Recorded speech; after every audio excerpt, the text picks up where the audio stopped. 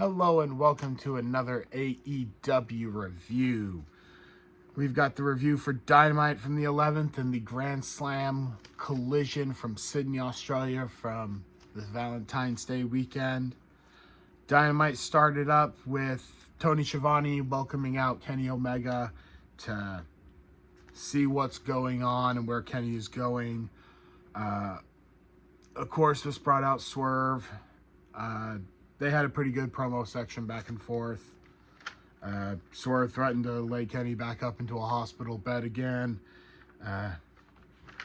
Kenny slaps the taste out of Swerve's mouth and they go into a brawl and fight up the ramp. Their whole thing sets up later on for next week. They're going to do Kenny versus Swerve. It was a pretty good opener. No. I like having Kenny and Swerve. I think it's going to be a good match between the two of them. I don't. Okay. Match number 1 was a trios match. The Death Riders versus Don Callis family. The Death Riders, this was the first time they had the trio of Mox, Claudio, and Pac together. They're 3 heavy hitters of the Death Riders. Pac tried to match power with Mark Davis at the start of this, and it was hilarious to watch them rotate through the Death Riders trying to match power with Davis until they got to Claudio. And Claudio was able to muscle Davis over with like the stalling pull-up suplex. Moxley catches Alexander in a standing rear naked choke and then switched it around and turned it into a Death Rider to get his team the win on this. And then, like I said, during this match, they announced Kenny versus Swerve for next Wednesday. I gave it 3 stars for an opening match. I thought it wasn't that bad. Yeah, I gave it 3. Okay. See here, the second match was TNT Championship, Kyle Fletcher versus Tommaso Ciampa. Lance Archer came out with Don Callis for Kyle Fletcher. They made a big point about mentioning that Lance came out, expecting him to be a factor in this match. You got anything? Fletcher back-to-back backbreakers. Ciampa, a lot of agility. Fletcher pulls stairs to head slam Ciampa, but instead he picks up Fletcher, falls back on the stairs. Backdrop by Fletcher off the top rope. Kyle with the brainbuster. Still Z kick out. Kyle wins as new champion. 3.5 stars. Yeah, I loved this match and I actually gave it a 5-star. I thought this was so good. It was hard hitting, really fun. The sheer drop brainbuster kick out to build up into the finish was really fun. Kyle says Saturday open challenge TNT belt. Mark Briscoe comes out, says let's do it. Kyle accepts, but stipulation it's a ladder match. Yeah.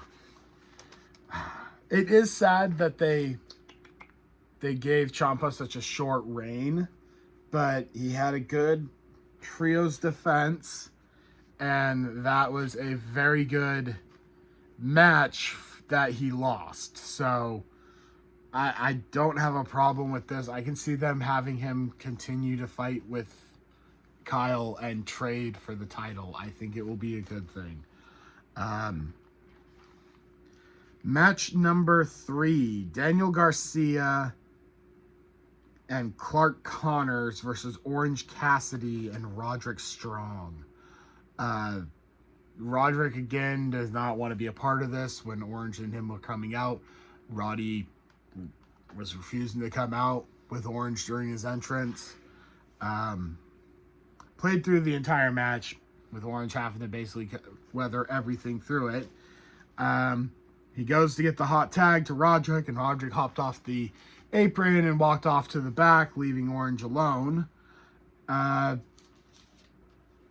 You figure that Orange is going to lose this until they wind up on the outside. And then Clark Connors gets grabbed from somebody at ringside and pulled over, and it's Darby Allin dragging him off through the crowd with the referee unaware of what the hell just happened. Darby takes him off. Orange then rolls up Garcia while he was confused and got the pinfall. I gave it 2 stars. This is more Roderick. Tony comes out, says Yuta's annoying shit. And then Yuta comes out yelling, "That's enough." Yeah. Cut Mina's ponytail off. Yeah, they drag out Mina and Mina Shafir, not Mina. Mina Shakara and cut off her ponytail. You keep mixing those two up. It's Marina Shafir. Marina Shafir and Mina Shirakawa. See here. After that, they did a backstage post-match Dawn with Andrade. Hangman versus Andrade's at Grand Slam. Hangman wishes that it would have been Kenny, but he's fine going through Andrade to do this. It's fine. Yeah, whatever. Then they had Jet Speed. They were walking through the back holding their trios titles, and apparently both of them are now eyeing singles gold in their future. Match number 4. The Young Bucks versus the Rascals versus Private Party. Yes, the surprise entrant to this match was Private Party. It's great to see Mark Quinn and Isaiah Cassidy back. They are my favorite people to watch take bumps. I love them so much, and Mark Quinn is looking good. He put on a lot of muscle and has been looking great. Isaiah Cassidy takes bumps, as funny as always. Reed hits a cutter over the top rope to the outside. It was just this insane jump over, landing on 2 guys outside. The Bucks do wind up getting the TK driver for a finish on the Rascals. I did like that they didn't put a loss on the Private Party since they just came back. So keep Private Party strong. They can lose in a 3-way match. Just don't pin them. I gave it 3 stars. 2.5. Okay. Afterward, FTR came out to do their usual stick. You know, Bucks finally Called the Young Bucks second in the company. Yeah. Bucks finally punched them in the face, which was nice. Then we had another video from Ospreay. And this has me wondering, when are we going to get Ospreay back? When do you think we will have Ospreay back? Will he return at Revolution next month? I don't know. Or is it like we really hope and he will be at Dynasty in Vancouver? That's what I'm hoping. I can't wait. They had a quick recap of Brody and MJF before going into the Women's World Championship strap match. So, Tekla versus Statlander. I like strap matches. I think they're fun. But I don't know. I thought the rule in the strap match was you had to drive the opponent to corner. They didn't seem to do that in this. Statlander used the strap to drag Tekla around using her size and her power. Stat busted her head open after Tekla pulled her using the strap into the steps. And Statlander bled a lot off after that. She was really gushing. Stat tried to choke with the belt, but Tekla went and gouged out the eyes. Tekla tried the spider taunt thing, and Statlander pulled the rope to drop her on her face, which made me laugh so much because I hate that spider taunt. The spider suplex that Tekla does, she pulled it off, but she taunted too long after getting the suplex and had nowhere to go when Statlander got up and whipped her in the back. Statlander wraps Tekla, giving her a big tombstone, but it only got her 2. Julia and Sky Blue then came out to distract, the Babes of Wrath are gone currently in Sydney ahead of Grand Slam, so nobody was there for the runoff of the Sisters of Sin. Thecla then gets the spear and wraps up Statlander to give her a stomp, gets the pin, and we have a new women's champion that I was honestly not expecting. 3-star match. 1. Yeah. The Triangle of Madness just I'm not happy with them constantly having to do the run and stuff. After this they started doing the beatdown, and then Hayter and Windsor came in, the Brawling Birds, for the runoff of them finally. But it's like, why didn't you come in earlier? Like, you're gonna be facing off against them. You're a face tag team, they're a heel tag team. Why didn't you just come in earlier? The crowd would have loved it. You could have protected the champ, gotten some goodwill. But that was match 5, and that ended the Dynamite episode. A short match list on Dynamite. Collision, Grand Slam Australia. They started right off with the Continental Championship match. Jon Moxley versus Konosuke Takeshita. This was a hard hitter. Really good back and forth. Takeshita is definitely a strong style New Japan wrestler, and it shows. Moxley overshot trying to go for a tope suicida on Takeshita, and he was lucky Takeshita was able to reach up and actually grab him, because he was going over. It was gonna be ugly. This went down to a 5-minute remaining. It went down to a 5-minute remaining, then a 30 seconds, and then it's over. Yep. No winner. No winner. They were escaping rear naked chokes, escaping finishers, kicking out of each other's finishers. It wore down. And yes, time limit draw. I am happy that we went to the 20-minute time limit draw on this. We should be set up for this at Revolution. 60-minute.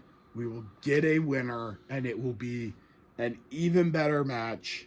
I put it down as a 4-star because I know when we get the 60-minute match, it will be a 5. It's a 2.5. Oh!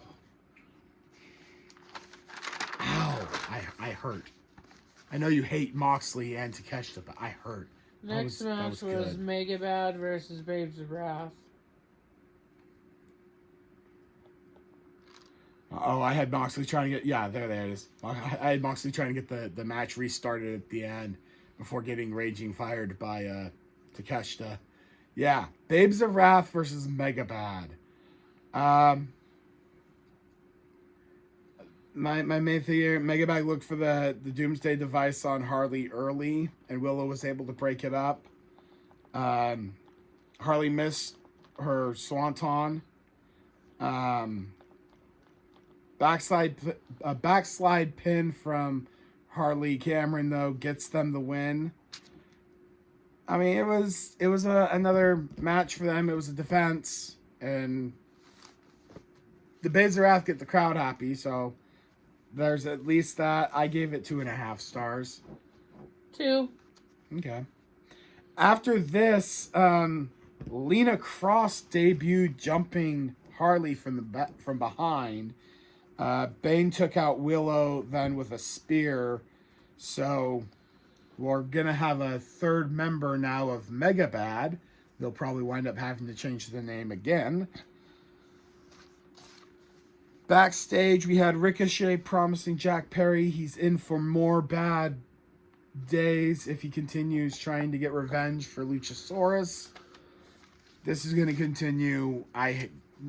It will end with Jack Perry getting the national championship. I think Jack would be a good national champion. I could actually see him traveling like up and down the West Coast, going to the independents along here and defending the title up and down. Next match, the Andrade versus Hangman. Yes, for world title match at Revolution. This was a good one too. Not quite as good as Moxley and Take, but Andrade tried to get inside Hangman's head. Hangman catches Andrade. Andrade's foot from low blow, spins him around, low blow for another low blow, and then a lariat for the win. Yep, hits him with the buckshot lariat. Gave it a 3. There was the fun thing of Hangman going out and flirting with Andrade's hoe at ringside. I don't pay attention to that stupid stuff. And then as he's going back in, no, I'm sorry, I'm married. Oh, that's the wrong one. Yeah, I gave it 3 stars. I thought it was a fun match. I really liked Andrade did the Spanish fly off the second rope when Hangman went to do his springboard clothesline that he does to the guy on the apron. Mm-hmm. And Andrade jumped in there to hit a Spanish fly with them both off the second rope. And it looked so smooth. And I guess apparently Andrade went online. Andrade went online with a video of that and posted that it's going to be the next move that Logan Paul in WWE decides to steal from someone. Let's see here. What's our next thing? Orange Cassidy and Tony Storm versus Yuta and Shafir. Yes, the hair match. Yep. Oh, this was fun. This started with Tony and Orange bringing a fight into the crowd. It went split screen action on us. Before the match even started. Yeah. During Yuta and Shafir's walk through the crowd, Tony and Orange headed out and met him out there. Yuta gave Tony Storm a pile driver on top of road crates or tables or something on the outside. And it looked stiff. Luther carried Tony to the back so that they had a while of 2-on-1 on Cassidy. Eventually, Tony Storm comes back to the cheers of the Aussie crowd, all fired up, taking it right to him after the commercial break. Shafir catches a beach break from OC, his backdrop thing that he does. Shafir, though, managed to eventually get OC into a submission, and Tony then goes and grabs Yuta and puts him into a submission. And you've got Shafir yelling at Yuta not to fucking tap like a little bitch, which made me laugh so fucking hard. I really wanted Yuta to tap. Shafir then dropped her hold on OC to make sure that she could break up Tony and the Tony and Yuta sub before they wound up squaring off. Tony Storm finally winds up setting up the hip attack, orange punch, and Storm Zero on Yuta for the win. Yuta takes the pinfall and has to get his head shaved. A 4 out of 5 match before we go into the post match. What was your match score on it? 2.5. Ow. Post match, Yuta tried to bail on it. He jumped out of the ring, headed to the crowd, tried to run. Unfortunately for him, Moxley came through the crowd and forced his ass back to the ring to get his head shaved. And it was great to watch fucking Moxley sitting there like an upset papa. Just, God, my stupid child having to sit here. Oh, that was so... I can't wait for Wednesday when we get to see the bald head. Because they left him looking really bad with the half done. Oh, Yuta's new haircut? I saw a thing from Brisbane's House Rules show. He was wrestling wearing a beanie. So he's probably gotten it all cleaned up now, and it's a shaved head, and he'll look like Trent probably, but... He's going to look like his own dick. Pretty much.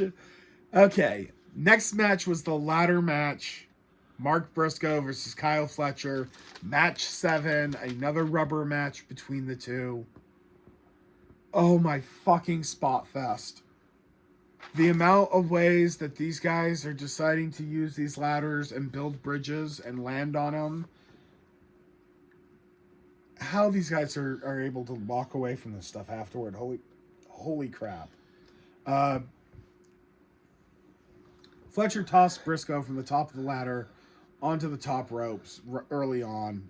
It was a weird, ugly bounce on it.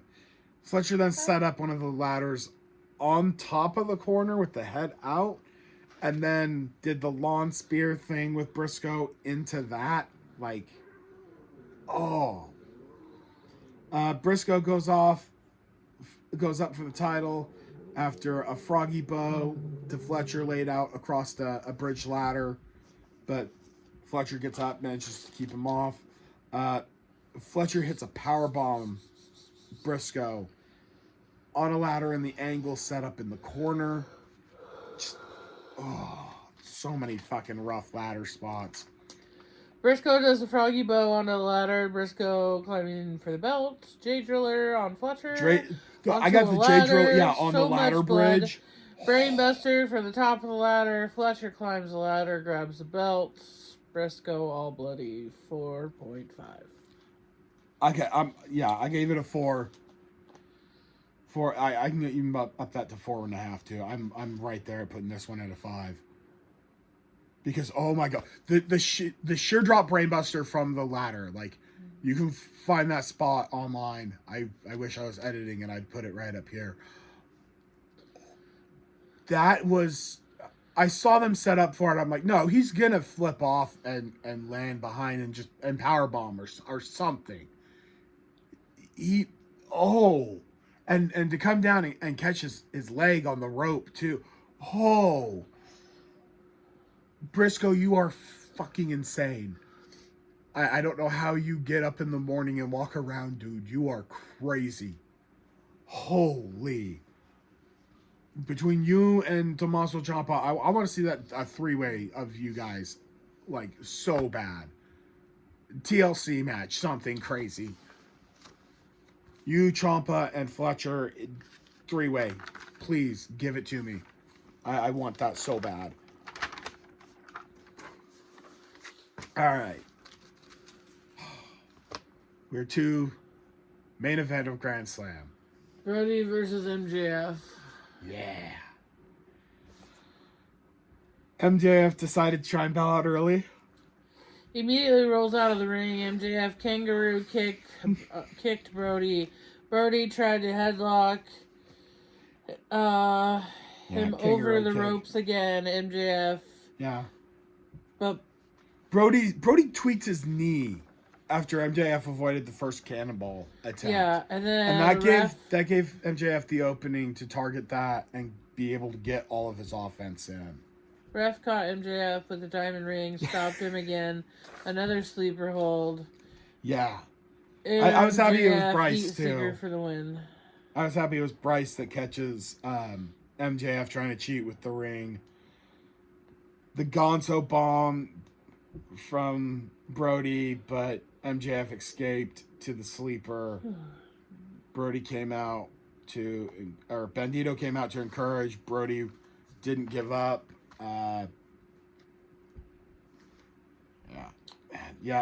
MJF gets the tombstone on Brody on the apron and then pulls him in and hit the heat seeker for the finish on it. Yeah, that's what I said. 4 stars. 4.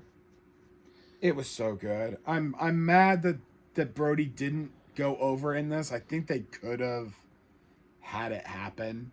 Afterwards, Hangman comes to the ring to give MJF the contract he has. Yeah, the Revolution contract to go off the air.